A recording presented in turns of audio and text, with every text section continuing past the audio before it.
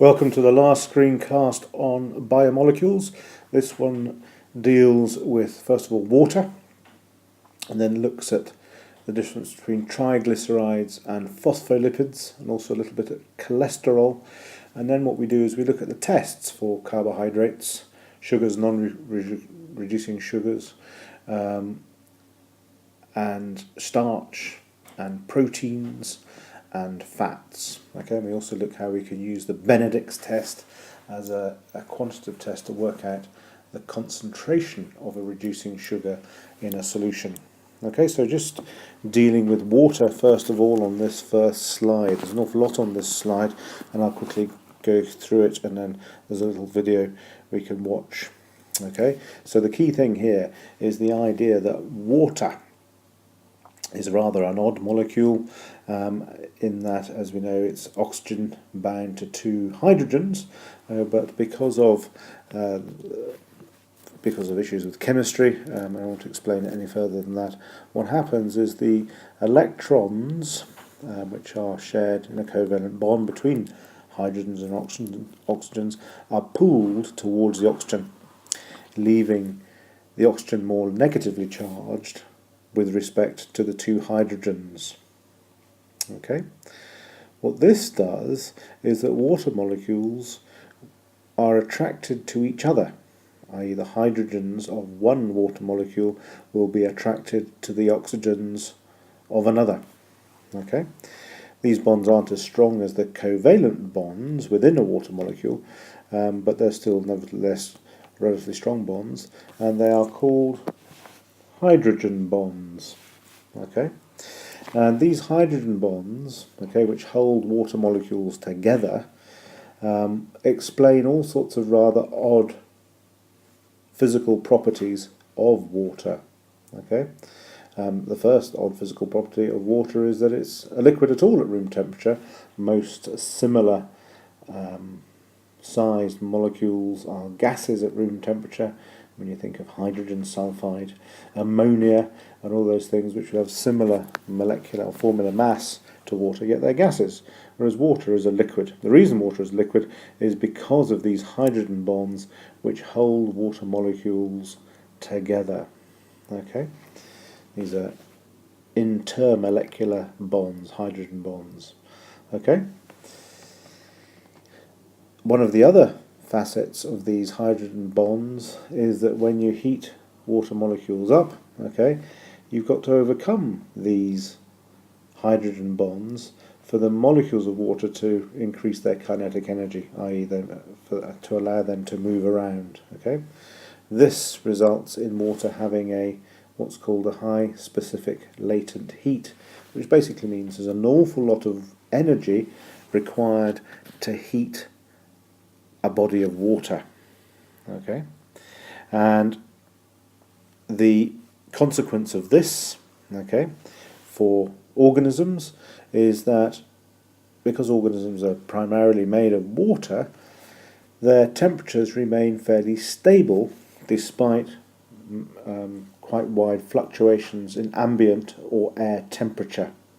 Okay, so an organism as large as ourselves, okay, we can survive in quite cold climates and fairly warm climates, and it doesn't have a huge impact on our body temperatures because of this specific latent heat, because a huge amount of energy is required to raise the temperature of a body of water by a rather small amount.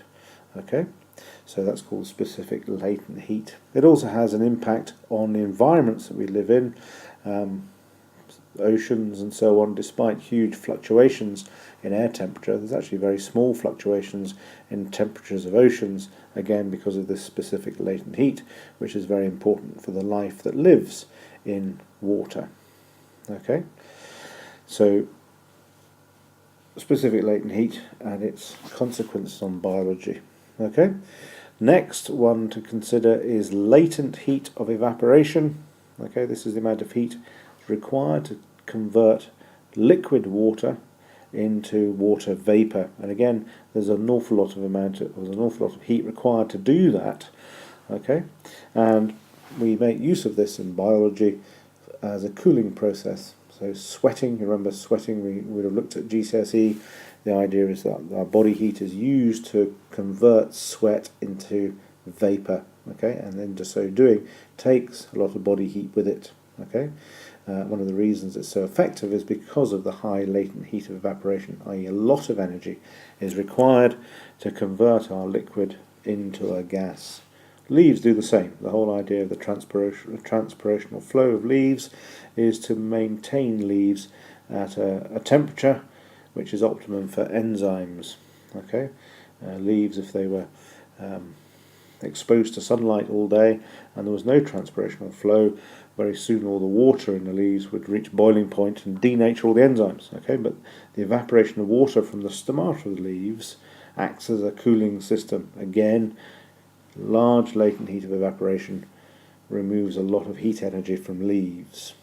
Okay, so again, looking at the physical property, latent heat of evaporation, and relating to that to some aspect of biology. Okay, it's important that you do that in any question you're given. The next one looks at cohesion. Because of the hydrogen bonds, water molecules stick together. The result of this is that a column of water has high tensile strength. Okay, that means it can't be pulled apart. Okay, and that's hugely important for that transpirational flow that you learned about in F211. Okay, water moving up through leaves. Okay, there's a huge pulling force which comes from the leaves, which is transmitted all the way down to the roots because of the water having a high tensile strength, which is because of the water molecules being bound to each other by these hydrogen bonds. Okay, so that's tensile strength. Okay, the same would be true for the cohesion. Also creates surface tension on the surface of water. Okay, so it's like all the hydrogen bonds which are on the surface of water stick to each other, creating an almost skin-like effect over the top of water, which explains why structures like why organisms like pond skaters can survive by standing on the top of a pond or on a river. Okay, so that's surface tension. Okay, now water molecules can also stick to other things, which is known as adhesion, and that's very important in biology as well. Capillary action, when water molecules climb up xylem vessels, that's all due to adhesion, with the water molecules being attracted to the woody-like material in the walls of the xylem. Okay, so again, surface tension is a physical property, and we're relating that to its impact for pond skaters. Adhesion, a physical property, relating that to capillary action, which is important in xylem. Okay, the next one is the fact that it's a very good polar solvent. Because of the polar nature of water molecules, they've got positively charged ends and negatively charged ends. Okay, they're very, very good at dissolving other polar molecules. Okay, so very important solvent. Okay, and all sorts of things can dissolve in water. Probably the most useful substances which dissolve in water are carbon dioxide and oxygen. Okay, if it wasn't for carbon dioxide and oxygen having some solubility in water, life wouldn't exist. Okay, so a universal solvent, very important. Okay, another feature of water is that when it drops below 40 degrees centigrade, it becomes a semi-crystalline structure which has less density than liquid water. Okay, which means that ice floats. Okay, so water below 4 degrees centigrade starts to rise rather than sink as you'd expect it to do, and what happens is it then forms ice, which is lighter than the water, so the ice forms on top of the water, which again has impact for living organisms. Okay, so it means that organisms in winters can survive in lakes and so on because the ice forms on the top rather than the bottom.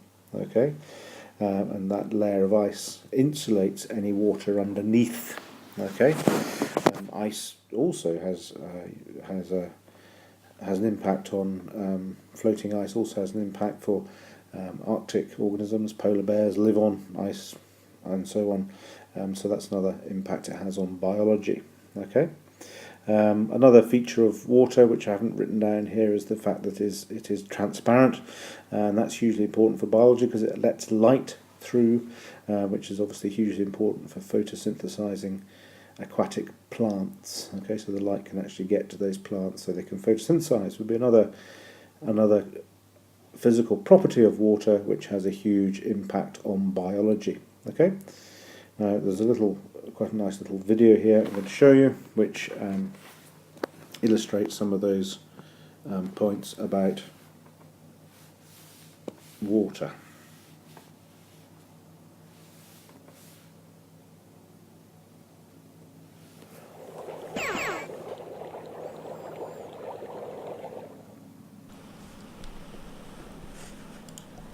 Life, as we know it, would not exist without water.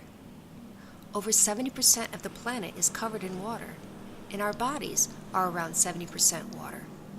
But why is water so important?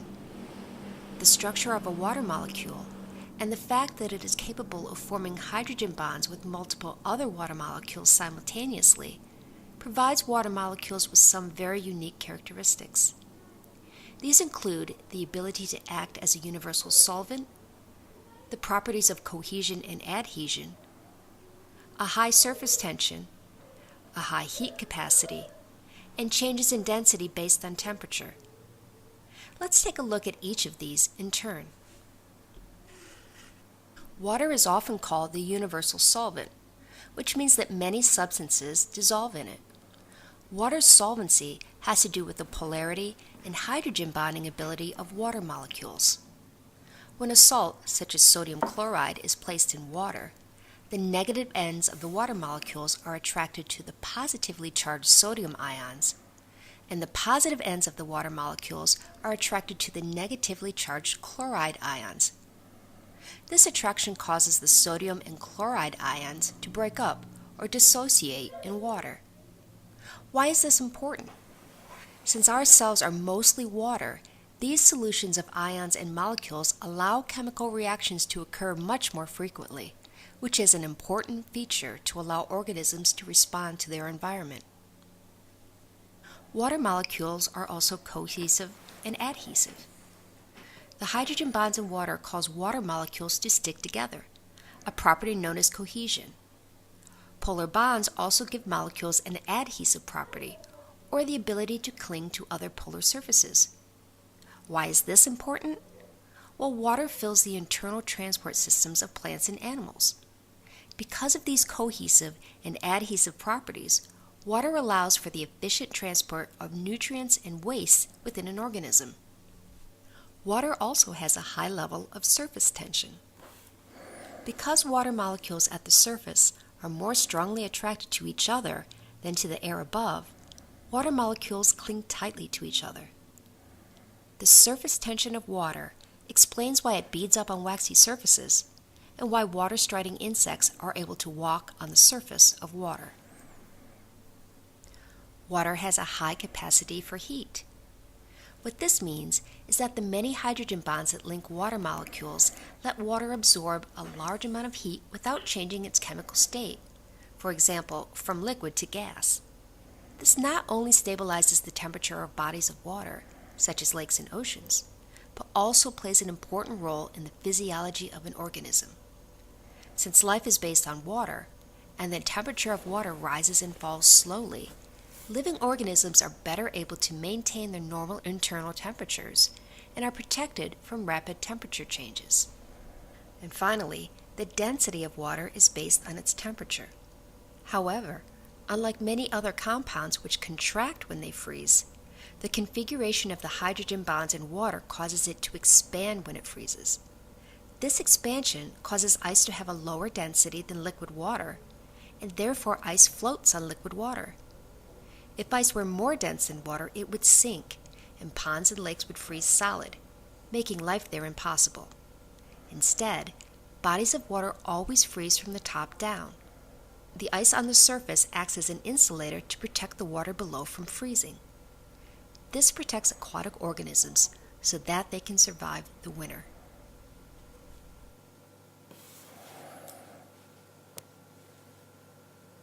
So moving on to the next slide. This slide requires you to know a little bit about lipids. Okay, and we need to know about the difference between something called triglycerides, or something chemicals called triglycerides, and phospholipids, which again you've come across in membrane structure. Okay, so dealing with a triglyceride first here. Triglyceride is made from a molecule of, draw one here, a molecule of glycerol,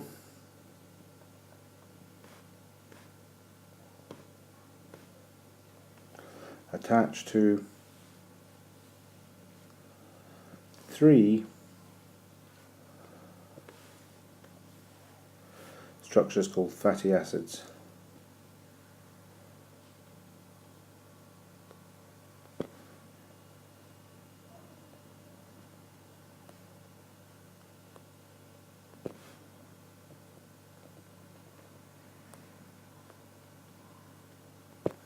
Okay, so that's the structure, glycerol with three fatty acids. Okay, so that's represented here. Here's my glycerol, and they're bound to their, okay, called ester bonds, which binds these glycerol molecules to these fatty acid molecules. Okay, so triglyceride has three fatty acids. So triglyceride is glycerol attached to via ester bonds to three fatty acids. Ester bonds are formed through condensation reactions and broken by hydrolysis reactions, are two old reactions that we've come across in both carbohydrates and proteins. Okay, so that deals with triglycerides. Okay, the next thing is to deal with phospholipids. Okay, phospholipids are glycerol, exactly the same way as they are with a triglyceride, except in a phospholipid we are attached, the glycerol is attached to only two fatty acids rather than the three here, and the other OH group of a glycerol is attached to a thing called a phosphate group. Okay, and so those are the key structures. Okay, so so it says compare with the aid of diagrams. Okay, so comparison. Okay, they've both got glycerol. Triglyceride has got three fatty acids. Phospholipid has only got two fatty acids. Triglyceride has no phosphate group, whereas a phospholipid does have a phosphate group. Okay, so that's the comparison between the two. So moving on to the next slide. The next slide requires you to explain how the structures of a triglyceride, a phospholipid, and a cholesterol molecule relate to their functions. Okay, so we'll deal with triglycerides first of all. Okay, so here's a more complicated picture of a triglyceride. Okay, and let's just consider what why the structure of this is well related to its function. Okay, first of all, it's very compact. Okay, it's got an awful lot of carbons and hydrogens, all very compact, so it doesn't take up a huge amount of space in the cell. Because all of this region of the molecule is, in fact, it all is non-polar. Okay, it doesn't dissolve in the cell, so it doesn't affect the cell's water potential. Okay, and also it's got a very, very high potential amount of energy it can release. Okay, in respiration, all of these hydrogens become water, so they react with oxygen to form water, and all the carbons react with oxygens to form carbon dioxide. Okay, because there are so many carbon-carbon bonds and carbon-hydrogen bonds, okay, there's a potential for a huge amount of energy to be released when all of these react with oxygen. Okay, so a very high calorific value or high amount of energy released from respiration. Okay, so just in summary there in your notes, okay, compact store of energy. Okay, many carbon-carbon bonds and carbon-hydrogen bonds can be broken, and subsequent formation of water and carbon dioxide releases lots of energy. Okay, and that produces something called ATP. Okay, it's also insoluble, so that doesn't affect the water potential of the cell, which is an important consideration when storing an energy store in a cell. Okay, so the next thing is the phospholipid. Okay, we need to relate structure to function for a phospholipid.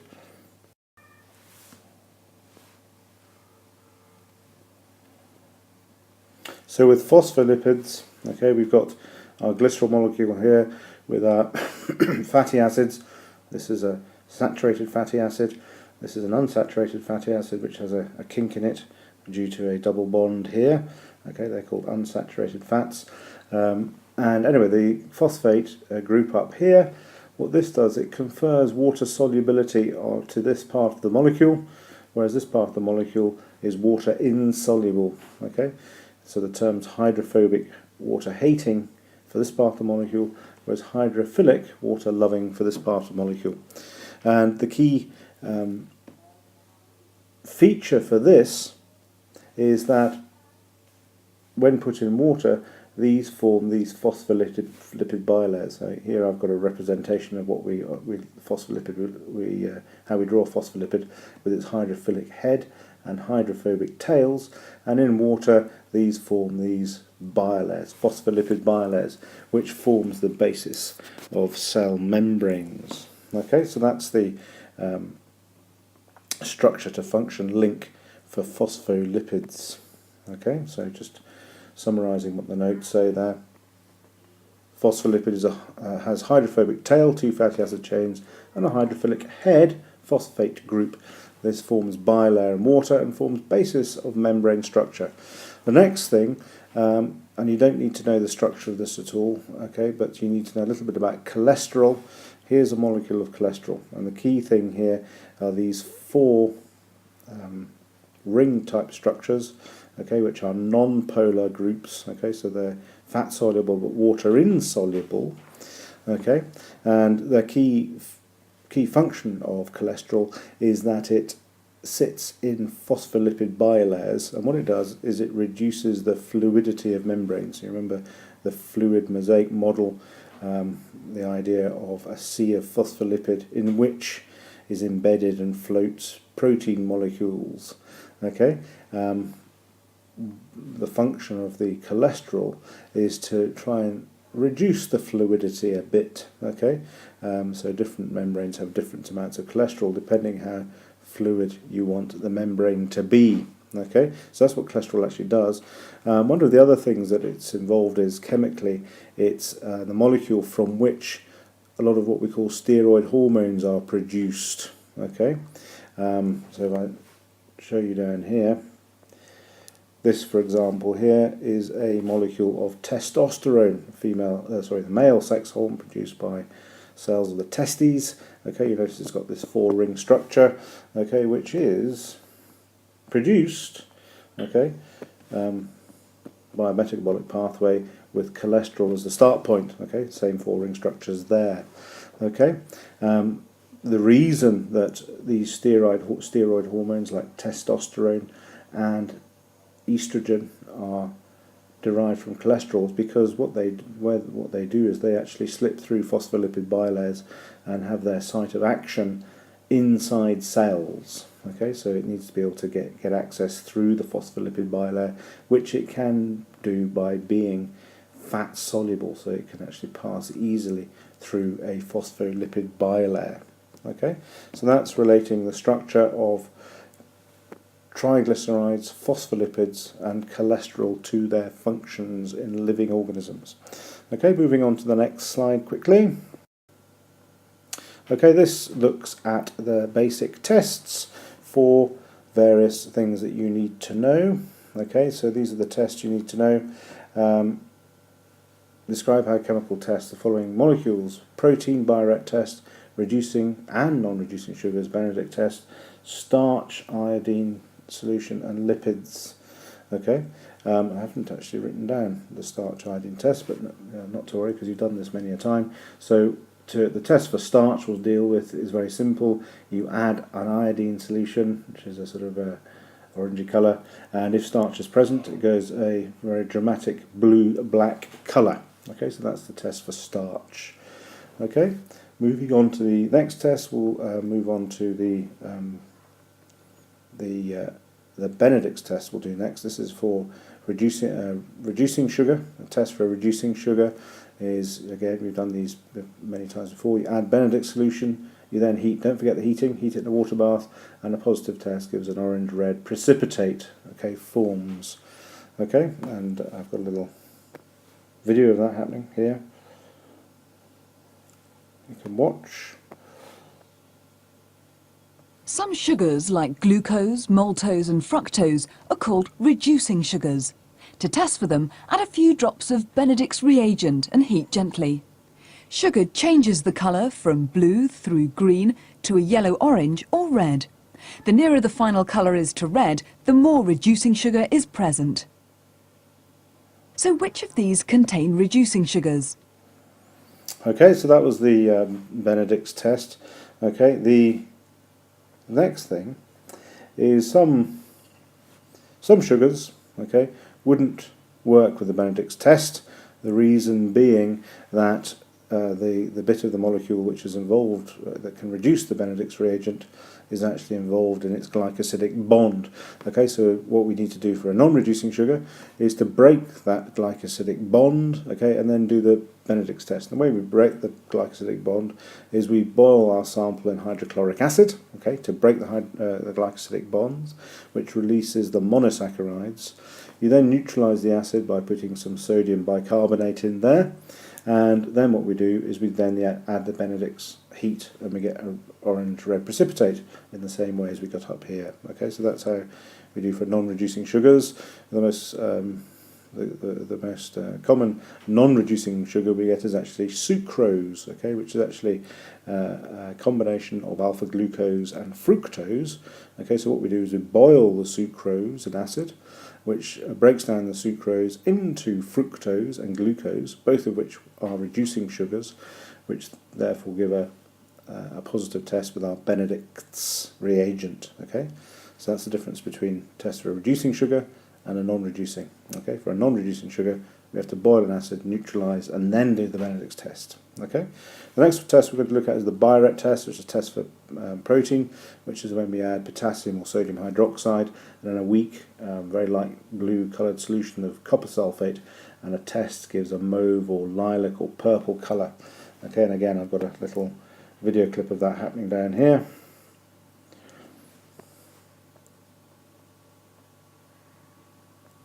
Egg white contains a lot of protein. The test for protein is called the Biuret test.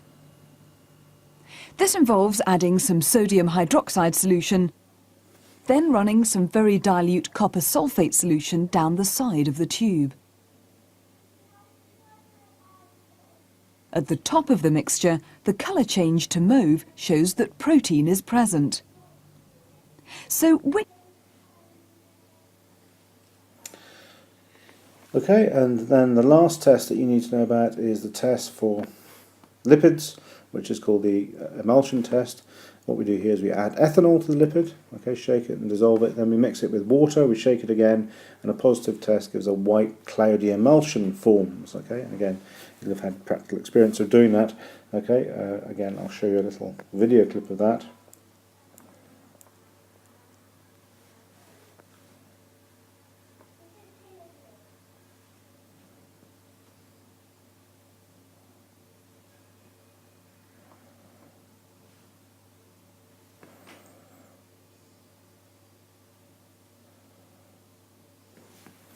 So in this case, the lipid we're using is coconut oil. Any oil will do as a test.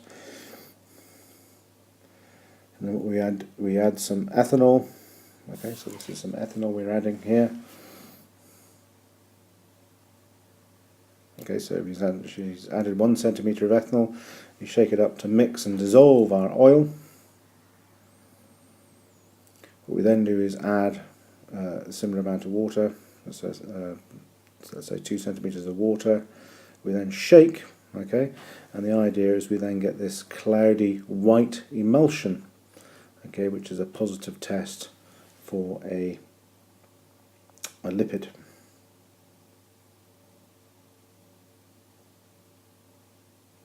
Okay, and if there's no fat present, the solution remains clear.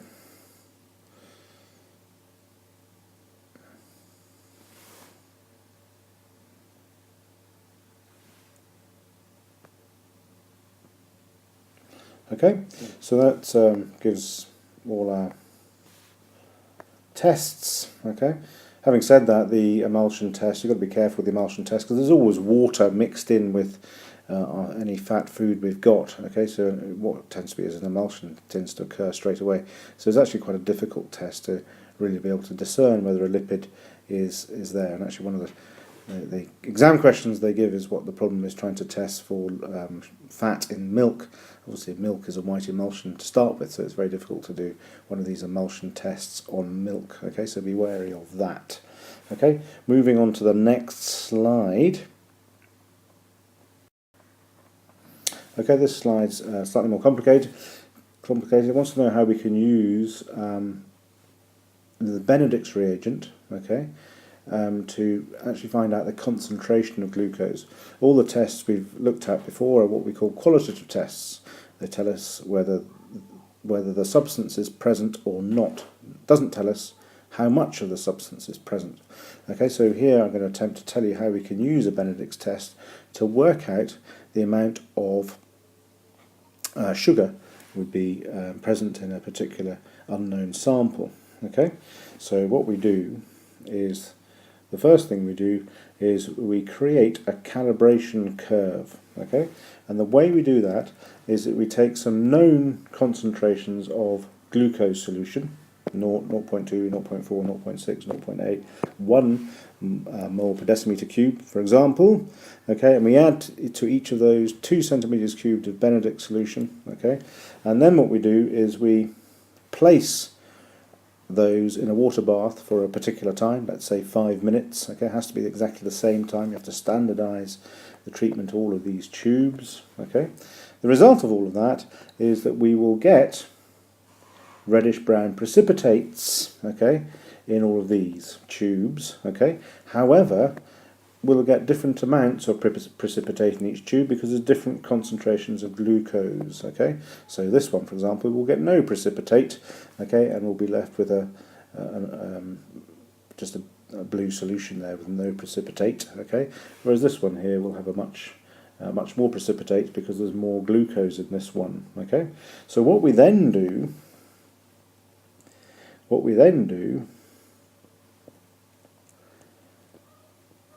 is we get rid of the precipitate. Okay, we get rid of the precipitate, and we can do that by either filtering or centrifugation. Okay, so we get rid of all the precipitates. All the precipitate gets, if we centrifuge, gets pushed down to the bottom of these tubes. We then get a pipette out and we remove the solution that's left. Okay, now the solutions that are left, okay, will all have different amounts of copper sulfate in them.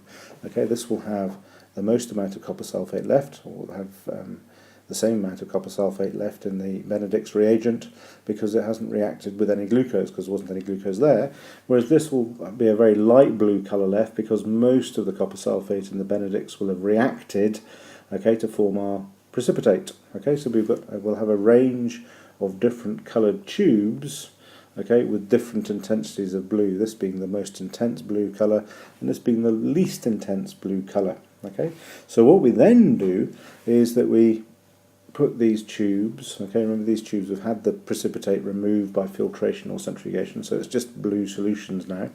Okay, we put these tubes into a thing called a colorimeter, and a colorimeter shines a light through these and gives us an indication of the amount of solution we've got left. Okay, so this shows that we shine a light through, first of all, the filter, and that goes through our blue solution. Okay, there's a photoelectric cell at the end, so the amount of light that goes through, okay, it gives us a number. Okay, and we can plot that number to create what we call a calibration curve. Okay, so I've got all the different concentrations here, which give me different plots. Okay, which give this curve. Okay, so I've plotted all my different tubes. Okay, I've got this calibration curve like that. Okay, so that's the first thing we do. Okay, then we can use this calibration curve to find out the concentration of an unknown solution. Okay, so we've got our unknown solution. So what we do is we take our 2 centimeters of it, we add our 2 centimeters of our Benedict's reagent, it has to be the same Benedict's reagent as we made the calibration curve with. We then put it in the water bath for the same length of time, 5 minutes, has to be treated in a standardized way. Okay, we then centrifuge the precipitate away. We remove the blue supernatant from our test tube, put it in the colorimeter. We get a value, okay, and that value, let's say it's 0.6.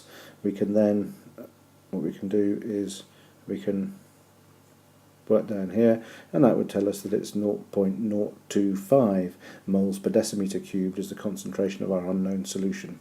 Okay, so in summary, use known concentrations of glucose, okay, perform Benedict's tests on all of those, standardized Benedict's tests on all your known solutions, okay, remove precipitate, and then put remaining supernatant in colorimeter, create calibration curve, okay, and then treat unknown solution in the same standardized way, get value, okay, and work out concentration by reading off your calibration curve. Okay, so that's how we do that. And just going back to my, it's all written down here, quickly go through that. So Benedict's test works by blue copper sulfate in reagent reacting with reducing sugar to form an orange-red precipitate. The more reducing sugar, the more copper sulfate is converted to the precipitate, i.e. the more copper sulfate is used up. If we remove precipitate by filtering or centrifugation, we can find out how much copper sulfate is left by using a colorimeter. Colorimeter works by shining a light through a coloured solution and using a photoelectric cell to measure how much light is transmitted through the solution. The more concentrated the solution, the less light reaches the photoelectric cell. The value which is read off can then be compared to a calibration curve that was prepared with solutions of known reducing sugar concentration.